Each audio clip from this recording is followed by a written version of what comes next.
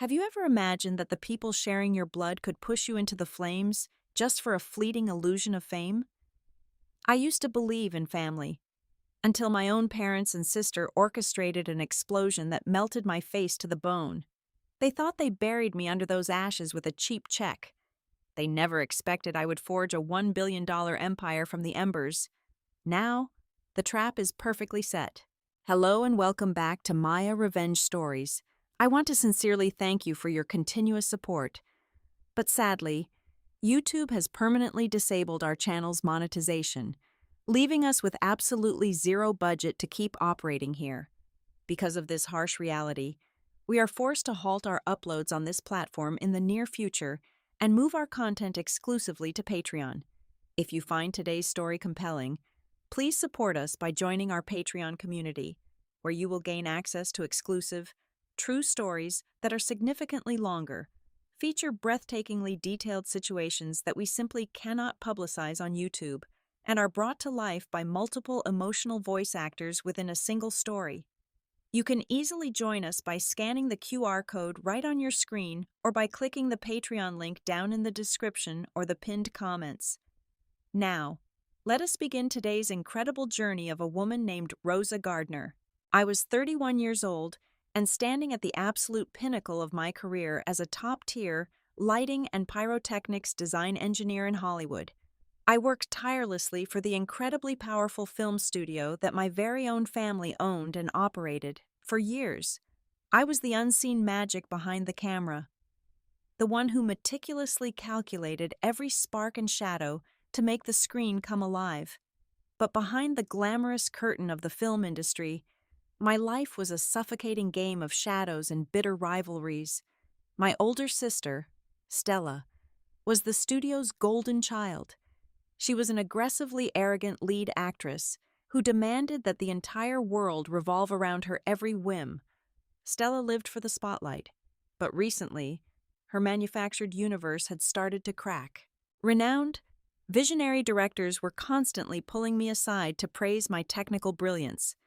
They would frequently halt major production schedules just to commend my complex, breathtaking, explosive setups, openly calling me the true artist of the set. I was unintentionally overshadowing her on her own battleground, and Stella was going completely insane with toxic jealousy. I could literally see the venom pooling in her eyes every single time a legendary filmmaker shook my hand instead of kissing hers. The boiling point arrived on the night of the final dress rehearsal for our most expensive action sequence of the year. The set was an enormous, cavernous industrial warehouse, heavily rigged with enough sophisticated pyrotechnics to simulate a massive military airstrike. I was down on the ground level, directly inspecting the high-pressure safety valves of the primary stunt rig. I had personally calibrated the main control board just 20 minutes prior, ensuring every single metric was perfectly safe. What I did not know was that the very monsters who shared my blood were lurking in the shadows. While my back was turned, Stella and our mother, Eleanor, had stealthily sneaked into the elevated control booth, driven by sheer, unadulterated spite and a desperate need to completely sabotage my flawless professional record. They maliciously swapped the meticulously programmed circuit board for a faulty, entirely untested backup module. I leaned in closely to check a final pressure gauge. Then, the entire world simply tore open. A catastrophic, completely uncontrolled explosion detonated less than 2 feet from my face. The sheer sonic force of the blast was deafening, a physical wall of kinetic energy that violently ruptured the air in my lungs. A blinding shockwave of pure, unleashed hellfire instantly consumed my entire field of vision. Vicious shards of molten metal shrapnel and a horrific blast of heat reaching thousands of degrees slammed directly into my skull. The agonizing pain was so profound, so utterly beyond human comprehension, that my brain could barely process it. I physically felt my delicate facial skin blistering, bubbling, and instantly turning to dry ash. The terrifying kinetic impact of the explosion completely shattered my cheekbones, and the sickening sound of my own skull cracking echoed loudly in my ears before the blinding, white-hot agony swallowed my consciousness. The last thing I registered was the vile, suffocating stench of burning flesh. My own flesh. I eventually woke up in a sterile emergency room to a nightmare far worse than the agonizing physical destruction of my body. My entire head was heavily encased in thick medical gauze, already soaked completely through with my own seeping, warm blood. Every single breath I took felt like swallowing jagged razor blades. I could barely pry my swollen to damaged eyes open, but through the blurry haze, I instantly recognized the imposing figure standing at the foot of my hospital bed. It was not a terrified father weeping over the mangled, broken body of his youngest daughter. It was Harrison, my father, dressed impeccably in a tailored business suit, staring down at me with the cold, dead, calculating eyes of a ruthless corporate executive assessing a financial loss. He did not ask if I was going to survive. He did not bother to call for a doctor or a nurse. Instead, he reached into his jacket, coldly tossed a cheap cashier's check right onto my lap, and dropped a thick, densely typed legal contract directly beside it. "Listen to me very closely," Harrison demanded, his voice completely devoid of a single ounce of paternal warmth or human empathy. "The movie premieres in exactly 3 weeks. Stella's public reputation is heavily on the line right now, and the press is already violently sniffing around the studio regarding this accident. You are going to sign this non-disclosure document immediately, legally admitting that the explosion was entirely due to your own personal negligence. You will state that you failed to check the safety protocols. In exchange for your cooperation, here is a check for $50,000 to cover your basic medical bills. Do not even think about ruining your sister's big cinematic moment." He was literally commanding me to take the devastating fall for the very people who had just intentionally burned me alive. They did not see me as a daughter, a sister, or even a human being. They saw me strictly as a disposable liability, a convenient sacrificial lamb to protect their precious, talentless starlet. Through the excruciating, fiery pain radiating from my shattered face, a freezing, crystal-clear wave of absolute clarity washed over my mind. I slowly reached out with my violently trembling, blistered fingers. I grabbed that pathetic check and viciously tore it into tiny pieces, letting the worthless scraps flutter down onto the cold hospital floor. Harrison loudly scoffed in disgust, turning on his heel and walking straight out of the room without casting a single backward glance, leaving me to rot in my own misery. Using every ounce of willpower I possessed, I violently dragged my broken body out of that hospital bed. My legs shook uncontrollably, but the sheer, blinding force of my pure hatred kept me standing upright, clutching my heavily bandaged, violently bleeding face with both hands. I stumbled out of that hospital and disappeared into the dead of the freezing night. As the bitter wind hit my raw, exposed wounds, I made a silent, unbreakable vow. I was going to systematically dismantle their empire and tear their entire world to shreds. I fled north to Seattle, vanishing into the gloomy, perpetual drizzle of the Pacific Northwest. I squatted in a massive, abandoned industrial warehouse on the forgotten outskirts of the city. The cavernous space was freezing, structurally decaying, and completely isolated, which was exactly what I needed. I covered every single reflective surface in that building with thick, heavy tarps. I could not bear to look at the grotesque, twisted ruins of my own face. Going outside during the day was entirely out of the question, even under the cover of darkness. Wearing a heavy hood and a medical mask, the rare glimpses of pity and sheer horror from passing strangers felt like acid burning into my already shredded dignity. The physical pain was a constant, agonizing throb, but the psychological torment was a heavy, suffocating blanket that threatened to crush me completely. But as the weeks dragged on in that freezing, damp warehouse, the suffocating blanket of despair began to harden into something else entirely. The white-hot grief and agonizing victimhood calcified into a cold, unbreakable, and highly calculated rage. I was a genius materials engineer. I possessed an exceptionally brilliant mind that had spent years manipulating synthetic polymers, advanced chemical reactions, and complex physical structures. I refused to let my life end as a discarded, deformed tragedy in a rotting building. I began to fiercely and aggressively redirect my entire intellect away from theatrical explosives and completely toward biological materials. I scavenged the darkest corners of the internet, liquidating what little personal savings I had left to secretly purchase discounted, secondhand laboratory equipment. I constructed a highly sophisticated makeshift research laboratory right in the center of the abandoned warehouse floor. My goal was fiercely ambitious, borderline insane. I wanted to synthesize a revolutionary self-healing biopolymer, a synthetic living matrix integrated completely with highly reactive stem cells that could theoretically force human tissue to aggressively regenerate.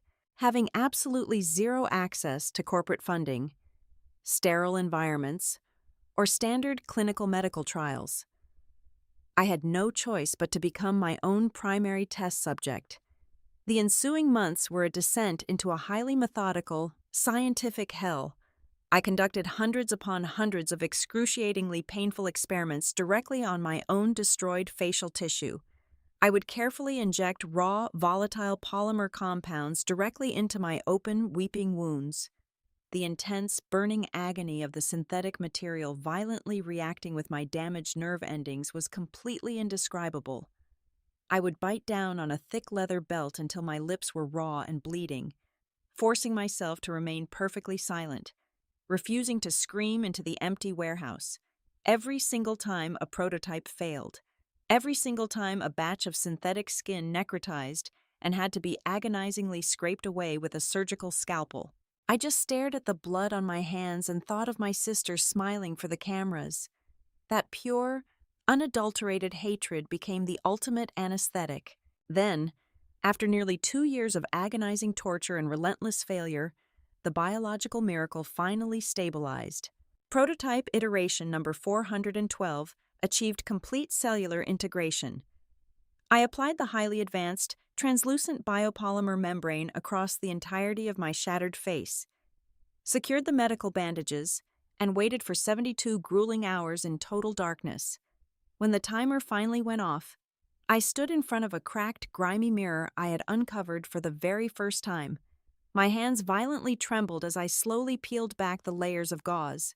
I stopped breathing. The reflection staring back at me was not a monster. It was a masterpiece. The artificial skin matrix had completely fused with my bone structure, not merely healing the catastrophic damage, but actively reconstructing and optimizing it. My skin was flawlessly smooth, radiating a stunning, almost predatory perfection. The severe blunt force trauma that had previously shattered my cheekbones was completely gone, replaced by striking, aggressively sharp facial contours that made me look incredibly powerful and intimidatingly beautiful. There was absolutely no trace, not a single microscopic scar, of the horrific explosion that was supposed to have ended my life. I traced my jawline with my fingers, feeling the flawless, living synthetic tissue. I had not just healed myself, I had completely reinvented human biology. My mind instantly calculated the monumental reality of what I had just created. I was literally holding a medical technology worth hundreds of billions of dollars. I systematically hid my tracks, utilizing a complex, untraceable labyrinth of offshore shell companies and proxy legal firms to rapidly secure absolute ironclad patents for every single molecule of the biopolymer matrix. With those secured, I officially founded a biomedical technology conglomerate and named it Vanguard Lumina Technologies. Within a remarkably short span of just 3 years, Vanguard Lumina aggressively devoured the entire global restorative medical market. We held a complete, 100% monopoly on advanced cellular regeneration. Money flowed in like a massive, unstoppable tidal wave. However, I remained entirely hidden in the shadows. I operated the massive empire as a completely anonymous, faceless chief executive officer. To navigate the public, corporate world, I meticulously recruited an exceptionally brilliant, fiercely loyal, and incredibly ruthless financial director named Julian. He became the public face of the company, executing my every command with lethal precision, while I sat comfortably in the dark, watching my wealth multiply exponentially. preparing to cast a massive, inescapable net over Los Angeles. From the top floor of my Seattle headquarters, suspended high above the clouds, I watched them slowly and inevitably drown. Vanguard Lumina possessed a corporate intelligence division that rivaled major governmental agencies, and I had instructed my elite security team to dedicate a massive portion of our server power to one highly specific target located in Los Angeles. For 3 long years, I had quietly monitored every single bank transaction, every panicked, leaked email, and every single desperate phone call my family made. I had real-time access to their decaying empire, displayed across a massive wall of digital monitors in my private office. It was incredibly satisfying to sit in the quiet luxury of my success and watch the glamorous, bulletproof facade they had built over my supposed grave slowly rot from the inside out. They truly thought they had secured their eternal legacy by sacrificing my life. But they completely failed to realize that without my specific engineering brilliance, keeping their reckless high-speed productions safe, their beloved studio was nothing more than a ticking time bomb waiting to detonate. Stella's cinematic empire began to crumble violently under the crushing weight of her own insatiable, bottomless greed. In order to fund her obscenely lavish lifestyle, which included purchasing massive yachts and throwing exclusive drug-fueled parties that cost hundreds of thousands of dollars a night, she began siphoning massive amounts of production budgets directly into her personal offshore accounts. To cover up the missing money, she and my father forced the studio executives to cut terrifying, highly illegal corners. They purchased dangerously cheap, substandard building materials, blatantly violated strict union safety regulations on a daily basis, and hired unqualified, bottom-of-the-barrel technicians who worked for minimum wage. The action sets became active death traps, resulting in several severe, crippling crew injuries that my family desperately tried to cover up with dirty, under-the-table payoffs. But you can only sweep so much innocent blood under the rug before it permanently stains the floorboards and someone finally decides to talk. The inevitable catastrophic collapse finally happened on a brisk Tuesday morning.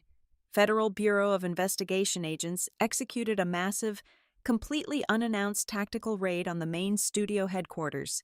News helicopters hovered like vultures in the sky above as heavily armed federal agents kicked down the expensive glass doors, seized thousands of encrypted hard drives, and immediately froze every single corporate and personal bank account tied to my family's name. Stella was dragged out in handcuffs, her perfect makeup running down her face in terrified tears as the flashing cameras of the paparazzi captured every humiliating second of her downfall. The grand jury was heavily preparing to hit her with a devastating, ironclad list of federal wire fraud, money laundering, and severe criminal negligence charges, if convicted. My sister was looking at a mandatory minimum sentence of 25 years inside a high-security federal penitentiary.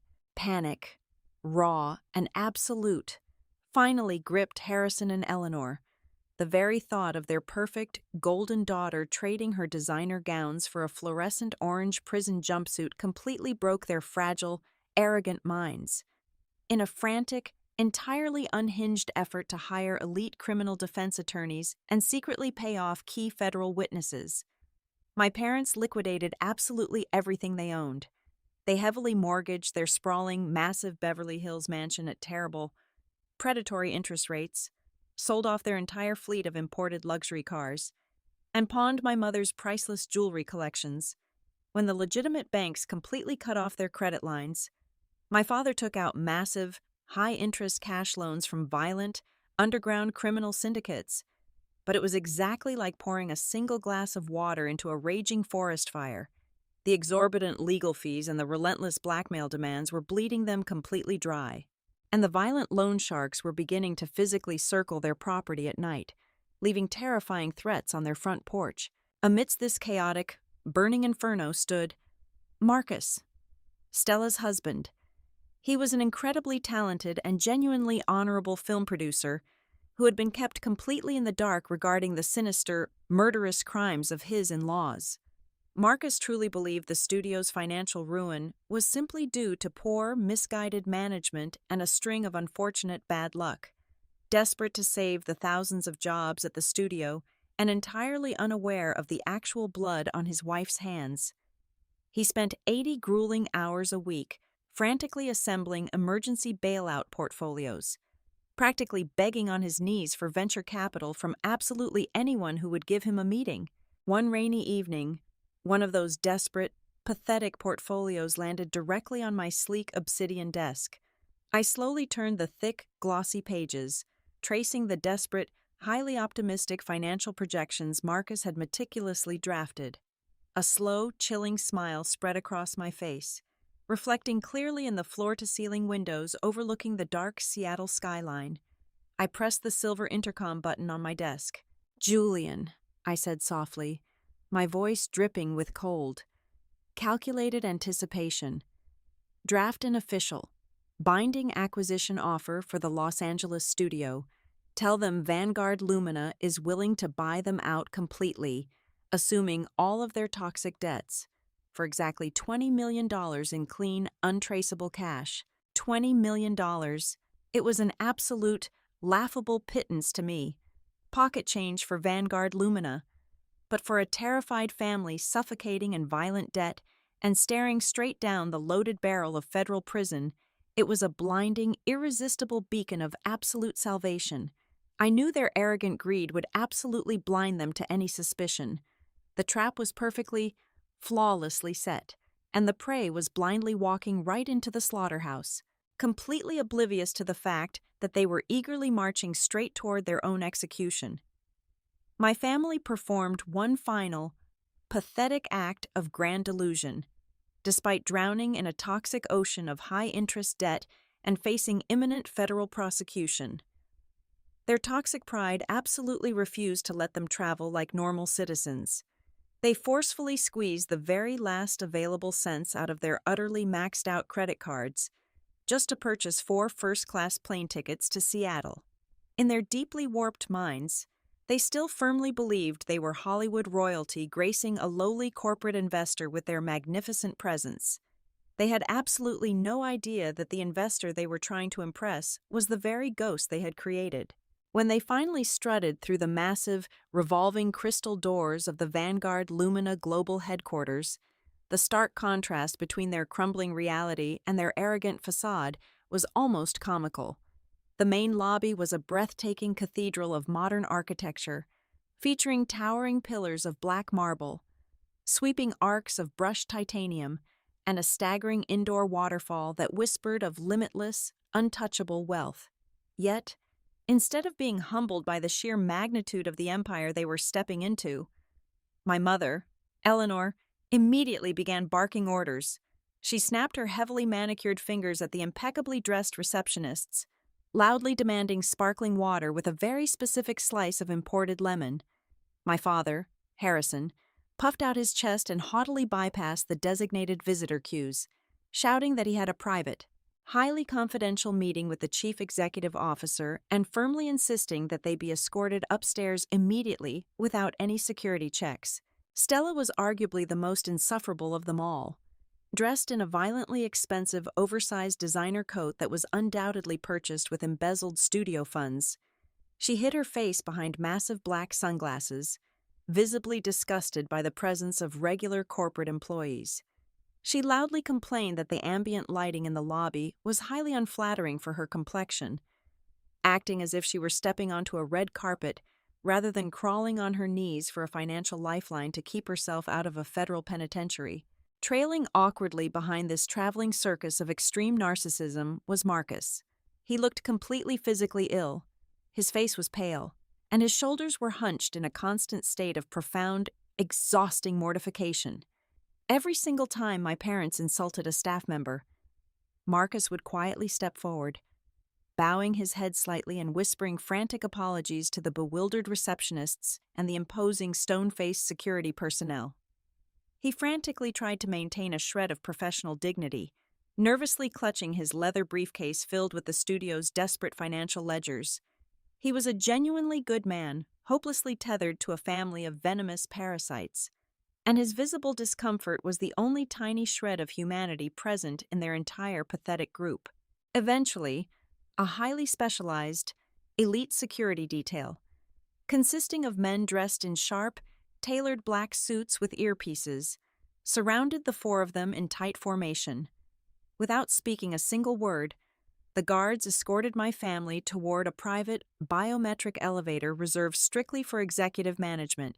They shot upward at dizzying speed, completely bypassing the lower floors, straight toward the 50th level of the skyscraper. The elevator doors slid silently open, revealing an entirely isolated, breathtakingly intimidating architectural marvel. The executive suite was essentially a massive, soundproof glass box suspended high above the bustling city. The floor-to-ceiling reinforced windows offered a dizzying, unobstructed view of the gray, rain-swept Seattle skyline. It was a space designed specifically to make visitors feel incredibly small, incredibly vulnerable, and entirely cut off from the rest of the world. The guards ushered them into the center of the massive room, gesturing toward a sleek black obsidian conference table. The very second that Marcus took his seat, the heavy, reinforced oak door behind them violently swung shut. A heavy, sickeningly loud electronic lock engaged with a sharp, echoing snap. The sound vibrated through the reinforced glass walls, a definitive, absolute sealing of their fate. They were now officially locked inside my perfectly designed, inescapable cage. For the next 45 minutes, I deliberately made them wait. I sat comfortably in my hidden observation room, directly adjacent to their glass prison, watching them through a highly sophisticated one-way mirror, listening to their every single word through hidden microphones. Instead of feeling anxious about the massive acquisition, my family immediately began spending the $20 million in their heads. "I simply cannot wait to fire that arrogant federal prosecutor," Harrison loudly boasted, leaning back in the expensive leather chair and crossing his legs. "With $20 million, we can easily buy off the grand jury, silence those pathetic, complaining crew members, and completely restructure our massive debts. We will be absolutely untouchable again by next Tuesday. And I need a massive, aggressive public relations campaign," Stella chimed in, checking her flawless reflection in her phone screen. "We need to spin this entire FBI raid as a massive misunderstanding. Maybe I will finally buy that vacation home in Italy. The press will absolutely love a comeback story. This anonymous billionaire is basically handing us a blank check." Marcus slammed his hand down on the table, his voice trembling with a mixture of raw fear and sheer exhaustion. "Are you all completely insane? We are literally drowning in federal charges and violent loan sharks. We are here to beg for a bailout to save the studio's employees, not to buy Italian villas. You need to treat this highly mysterious buyer with absolute respect. We do not even know who we are dealing with." Eleanor burst into a cruel, mocking laugh, waving her hand dismissively at her son-in-law. "Oh, do shut up. Marcus, you have absolutely zero vision. You have no star power. That is exactly why you are just a behind-the-scenes pencil pusher. These tech billionaires are all exactly the same. They are desperate for a tiny taste of our Hollywood glamour. This pathetic nerd is probably just dying to meet Stella. We hold all the actual power here." I sat in the cold darkness of my observation room, my finger resting lightly on the button that would finally open the door. They were so spectacularly, violently arrogant. They had completely forgotten the blood they had spilled to build their fake throne. I stood up, straightening my perfectly tailored black suit, ready to remind them exactly whose ashes they were standing on. The heavy electronic lock of the massive oak door disengaged with a sharp, echoing mechanical click that cut through the toxic, arrogant chatter in the room like a guillotine blade. I pushed the door open, stepping out of the shadows and directly into the brilliant, unforgiving natural light pouring through the floor-to-ceiling reinforced glass windows of the 50th floor. I was wearing an impeccably tailored, razor-sharp black power suit that absorbed the light, commanding absolute, undeniable authority with every single step I took across the polished obsidian floor. But it was not my clothes that sucked all the oxygen out of the room. It was my face. The harsh, overcast Seattle daylight hit my features perfectly, illuminating a flawless, radiant, and aggressively striking visage. There was absolutely zero trace of the catastrophic inferno that they had orchestrated. Not a single microscopic imperfection, not a single discolored patch of grafted tissue, and absolutely no uneven bone structure. My skin was a smooth, perfect, impenetrable armor of my own brilliant creation. I walked with the slow, deliberate, and terrifying grace of an apex predator finally stepping into the enclosure of its trapped, exhausted prey. Stella had been holding a delicate crystal flute of vintage champagne, entirely purchased on the company dime while waiting. The very second her eyes locked onto my face, her jaw unhinged in an expression of pure, unadulterated primal horror. The muscles in her hand went completely slack. The expensive crystal glass slipped from her trembling fingers and plummeted in agonizing slow motion. It hit the hard floor and shattered into 1,000 glittering, jagged pieces, the sharp sound echoing violently around the soundproof glass cage. The champagne splashed across her designer shoes, but she did not even flinch. All the blood instantly drained from her face, leaving her looking exactly like a terrified, reanimated corpse. She was staring at a literal ghost, a woman she had personally condemned to a fiery death, now standing before her looking more powerful and infinitely more beautiful than Stella could ever hope to be on her absolute best day. Harrison and Eleanor were entirely paralyzed, utterly frozen in a state of catastrophic cognitive dissonance. Their brains simply could not process the impossible data their eyes were feeding them. My father's mouth opened and closed repeatedly, like a suffocating fish, unable to produce a single coherent syllable. He gripped the edge of the heavy conference table so tightly, his knuckles turned entirely white. Marcus, completely oblivious to the dark history, just looked wildly confused by the sudden, terrifying shift in the room's atmosphere, staring at my family as if they had all simultaneously lost their minds. For 10 agonizingly long seconds, the silence in the room was so heavy, it felt physically crushing. Then, my mother's deeply ingrained, blind, venomous arrogance violently kicked in as a defense mechanism against her own absolute terror. Her brain simply rejected reality. She forcefully pushed herself up from her leather chair, her face contorting into an ugly, desperate snarl. "What in the absolute hell are you doing here?" Eleanor shrieked, her shrill voice vibrating against the glass walls, pointing a violently shaking, jewel-encrusted finger right at my chest. "You psychotic, ungrateful little stalker! How dare you follow us all the way to Seattle? Did you bribe a security guard to let you up here? You are nothing but a pathetic, disfigured freak who got lucky with some cheap plastic surgery." She slammed her hands aggressively down on the obsidian table, turning her desperate, manic gaze toward the heavy wooden door behind me. "Security! I want security in here right this very second. Get this pathetic, lowly secretary out of my sight before the chief executive officer arrives. We are here to finalize a $20 million acquisition, and I will absolutely not let this psychotic, stalker bitch ruin our incredibly important meeting. Throw her out on the street where she belongs." I did not flinch. I did not blink. I simply stood there, my face an impenetrable mask of pure, freezing ice. I let her scream until her lungs were completely empty, letting her dig her own grave just a few feet deeper. Right on cue, the heavy door swung open wider, and Julian stepped into the room. He was wearing a flawless, bespoke charcoal suit, carrying an aura of absolute, crushing corporate dominance. He completely ignored my raving mother and walked straight to my side, stopping exactly 1 pace behind my right shoulder in a clear, undeniable display of absolute professional submission. He cleared his throat, and the deep, booming resonance of his voice commanded instant, terrified silence. "Mrs. Gardner?" Julian stated loudly and firmly, his eyes locking onto my mother with a mixture of profound disgust and cold amusement. "I highly suggest you lower your voice. You are making an absolute fool of yourself in front of the very person who holds your entire miserable life in the palm of her hand. You are demanding I remove the chief executive officer from her own private boardroom."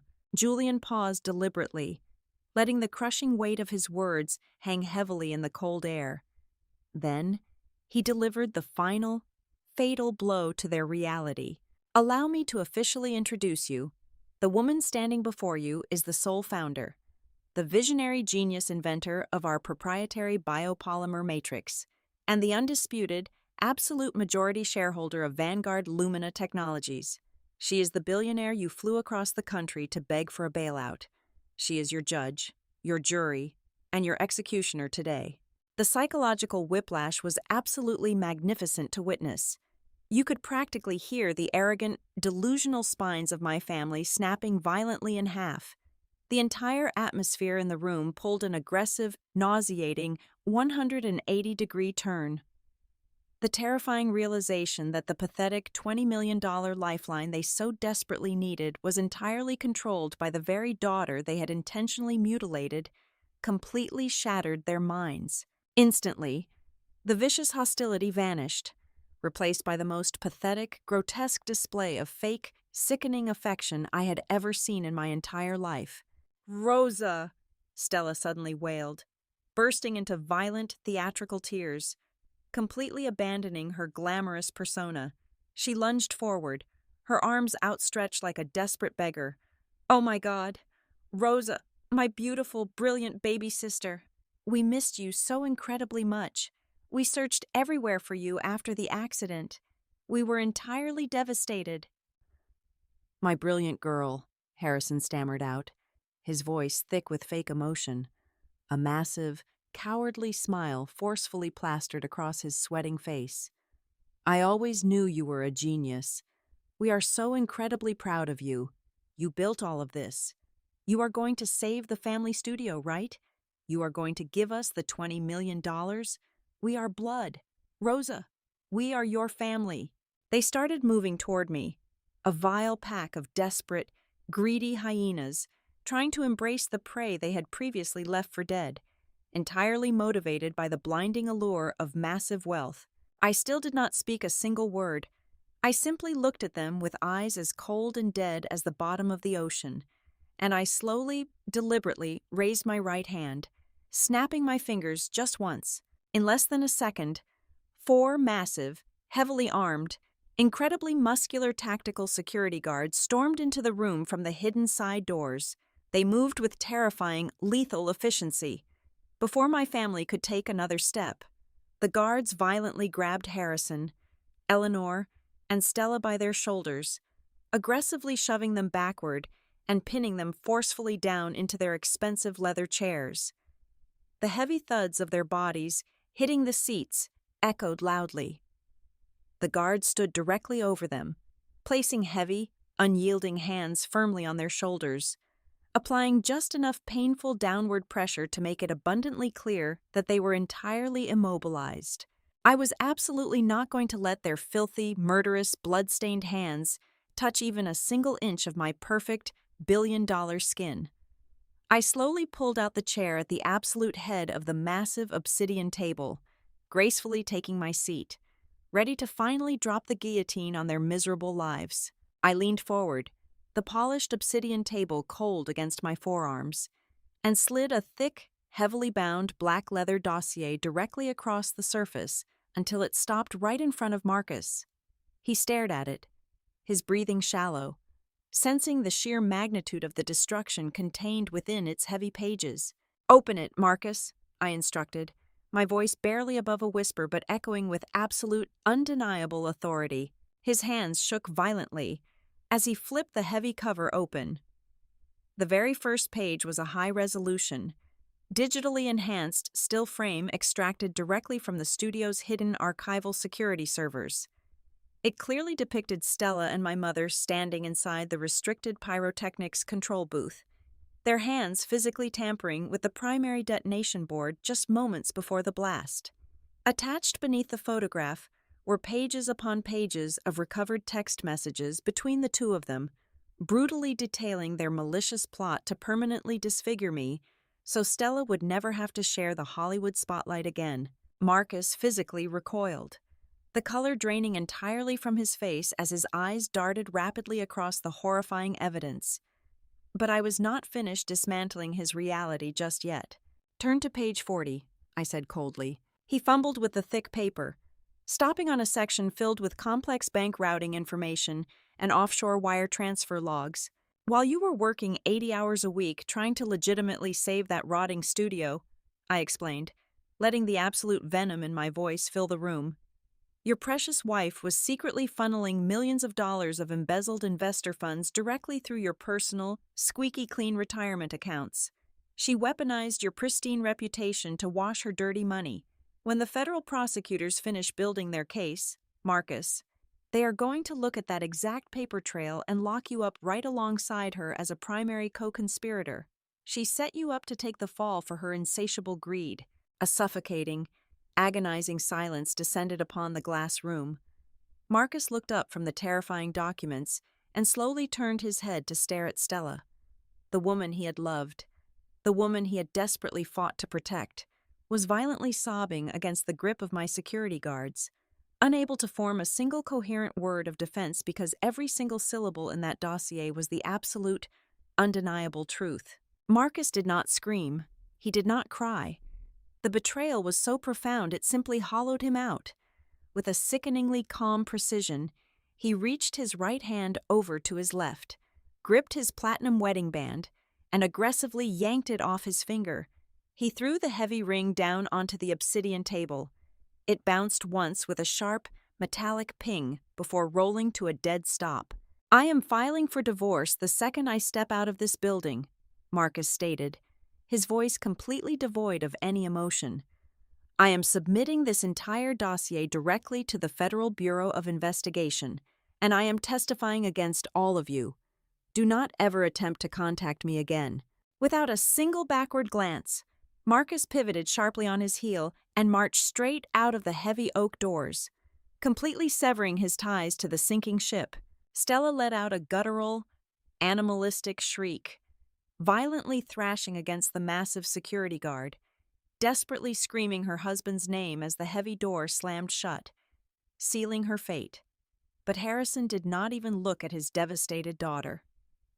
Driven by the absolute, pathetic desperation of a cornered rat, my father suddenly threw his entire body weight forward, breaking free from the guard's grip just enough to violently slam his knees onto the hard floor. Sweat poured down his pale, wrinkled face as he pathetically crawled toward my end of the table, his expensive suit dragging across the polished floor. He clasped his hands together in a grotesque, humiliating posture of prayer. "Rosa, please," Harrison sobbed, his voice cracking with sheer, unfiltered terror. "Let him go. Who cares about Marcus? You are the only one who matters. Please, I am begging you on my hands and knees. Just sign the $20 million bailout contract. We will give you total control of the studio. We will do whatever you want. Just please, Foch, for the love of God, have mercy on your own flesh and blood and save our mansion. Do not let them throw us out on the streets." I stared down at the pathetic, broken man groveling at my designer shoes. I slowly reached into the inner pocket of my tailored jacket and retrieved a heavy, solid gold fountain pen. Harrison's eyes instantly lit up with a sickening, desperate glimmer of hope. He frantically pushed the thick, legal bailout contract across the table toward me, practically salivating at the sight of the pen hovering over the signature line. I pressed the solid gold nib firmly against the crisp white paper, but instead of signing my name, I applied a violent, aggressive amount of downward pressure and viciously dragged the pen diagonally across the entire page, ripping the thick paper completely in half with a massive, brutal letter X. Harrison gasped in pure horror. I calmly picked up the ruined contract, deliberately tore it into dozens of tiny, worthless shreds, and violently threw the pieces directly into his sweating, tear-stained face. The shredded paper fluttered down around him like dirty snow. "I am not here to save you, Harrison," I whispered, my voice echoing like shattering ice. "I brought you here to bury you." I reached back into the leather dossier and pulled out a final, thin stack of legal documents stamped with heavy red government seals, tossing them aggressively onto the table. "While you were busy flying first class across the country today, dreaming of a magical corporate bailout," I stated, leaning back in my chair with a terrifyingly calm smile, Vanguard Lumina quietly executed a massive, aggressive buyout of every single one of your toxic debts. Every mortgage on your Beverly Hills mansion, every car loan, every single dime you owe to those underground criminal syndicates. I bought all of it. The banks sold you out to me for pennies on the dollar. I am your sole, exclusive creditor. I let the devastating reality sink into their hollow skulls for a few agonizing seconds before delivering the final, fatal execution order. You possess absolutely nothing. The entire reason I offered you this fake $20 million deal was to lure all of you out of Los Angeles so you could not file emergency injunctions or barricade yourselves inside the property. Right at this exact second, a team of armed federal marshals is kicking down the front doors of your precious mansion, tossing all of your expensive garbage out onto the front lawn, and permanently changing the locks. You have no house, you have no studio, you have no money. You are completely, utterly ruined. The psychological devastation was absolute and instantaneous. Harrison collapsed entirely, his face hitting the cold floor as he wailed in pure, unadulterated agony. Eleanor violently clutched her chest, hyperventilating so hard I thought her dark heart was going to simply explode inside her chest. Stella just stared blankly at the wall, her mind completely shattered into a million irreparable pieces. I felt absolutely nothing but a profound, magnificent, sweeping sense of absolute peace. I stood up from the table, adjusting the cuffs of my suit jacket. I looked at Julian, giving him one final, silent nod. "Drag these trespassing vagrants out of my skyscraper," I commanded, turning my back on them forever, "and throw them directly onto the street." Exactly 1 year later, the federal court system delivered the final, crushing blow. Stella was found guilty on all 40 counts of federal wire fraud and criminal negligence, receiving a devastating sentence of 35 years inside a maximum security federal penitentiary without the possibility of early parole. Stripped of absolutely all their stolen wealth, my parents were permanently banished to a filthy, dilapidated slum on the absolute worst edges of the city, living out their miserable, rotting days surrounded by the very poverty they had always mocked. As for me, I stood firmly at the absolute pinnacle of global innovation. From the ashes of my old life, I established a massive, multi-billion-dollar charitable foundation under the Vanguard Lumina umbrella.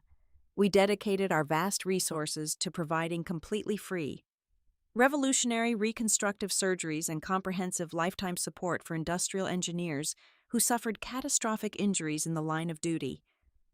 I took the fire that was meant to destroy me, and I used it to light up the entire world.